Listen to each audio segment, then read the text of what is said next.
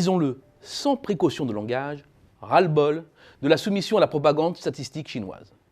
Ras-le-bol de ces données reprises en boucle dans tous les médias, par les économistes, par les institutions internationales.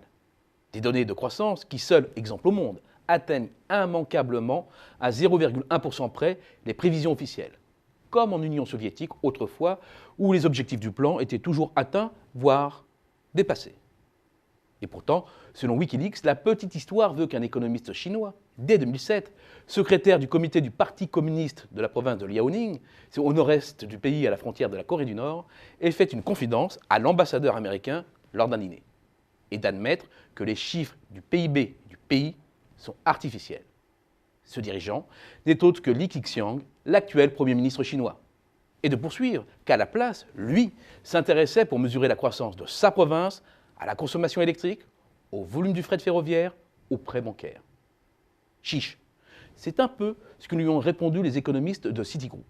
Ils l'ont pris au mot et ont élaboré un indice Li Keqiang à l'aide des 3 indicateurs mentionnés. Et cet indice montre un ralentissement bien plus marqué que le recul affiché par les chiffres officiels du PIB chinois. Selon cet indice, la croissance n'aurait pas ralenti à 6,9%, objectif atteint à 0,1% près, selon les sources officielles, mais serait à peine supérieur à 3%. En France, c'est l'économiste Patrick Artus qui a été le premier apôtre des âmes égarées. Dans une note publiée le 21 juillet dernier, intitulée « Peut-on estimer la vraie croissance de la Chine ?», il s'appuie sur des corrélations normalement stables entre PIB et importation, PIB et la production d'électricité, et PIB et le fret, routier, ferroviaire, maritime, et estime économétriquement l'élasticité sur la période 1996-2013.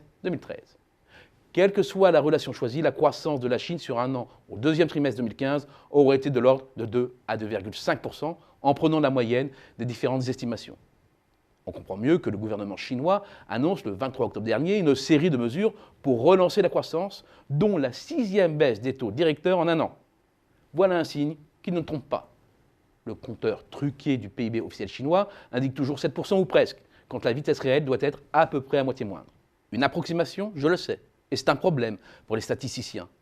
Mais un chiffre qui éclaire le ralentissement du commerce mondial, la chute des prix des matières premières, voire les préoccupations de l'industrie exportatrice allemande ou des géants du luxe français. Il ne faut pas être dupe.